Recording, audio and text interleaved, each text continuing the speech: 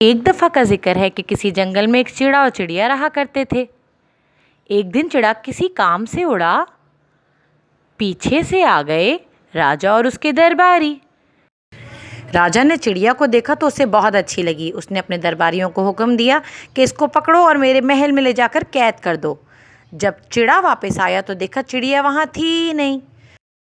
उसके दोस्त कौवे ने बताया कि उसको तो राजा पकड़ के ले गया है। चिड़े ने क्या किया, सरकंडे की गाड़ी बनाई, उसके आगे उसने 2 मेंढकों को जोता। रास्ते में वो गा रहा था, सरकंडे की गाड़ी बनाएं, 2 मेंढक जोते जाएं, राजा पकड़े हमारी चिड़िया, हम लड़ने मरने जाएं। सामने से आ गई भूरी चूंटी। चूंटी कहने लगी, चिड़े मियाँ तुम कहाँ जा रहे हो? चिड़ा कहने लगा, मैं जा रहा हूँ राजा के दरबार में अपनी चिड़िया को बचाने के लिए। चूंटी कहने लगी, मुझे भी साथ ले चलो, शायद मैं तुम्हारे किसी काम आ सकूं। चिड़ा कहने लगा, घुस घुस मेरे कान में घुस, घुस घुस मेरे कान में घुस। चूंटी झट उसके कान में घुस गई।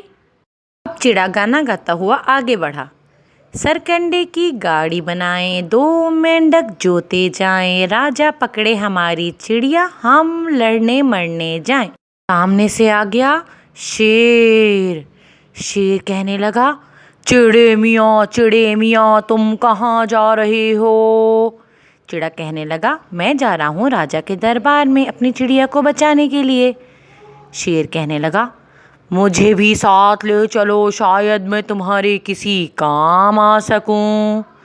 चिड़े ने कहा, घुस घुस मेरे कान में घुस, घुस घुस मेरे कान में घुस। शेर झट उसके कान में घुस गया।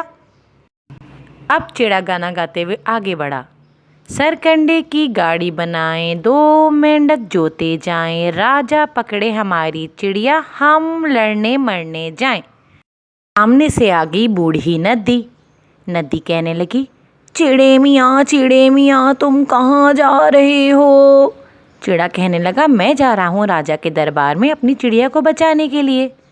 नदी कहने लगी, मुझे भी साथ ले चलो, शायद मैं तुम्हारे किसी काम आ सकूं।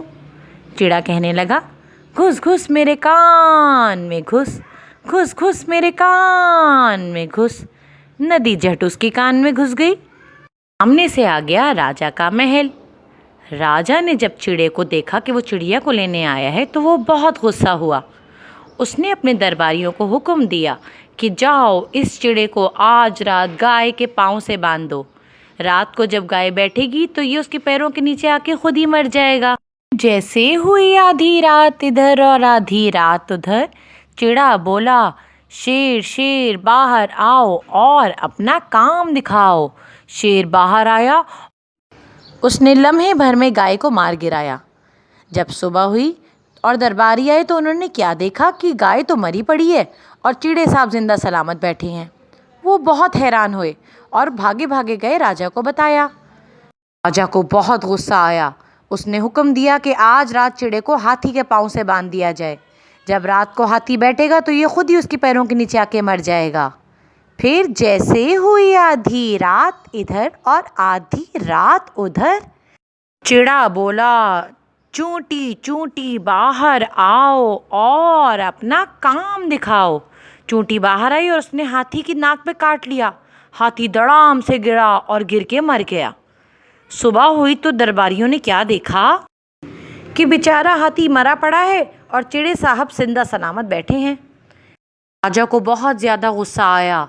उसने हुक्म दिया कि आज रात इसको मेरे पलंग से बांध दो, सुबह मैं इसको खुद अपने हाथों से मौत के घाट उतारूंगा।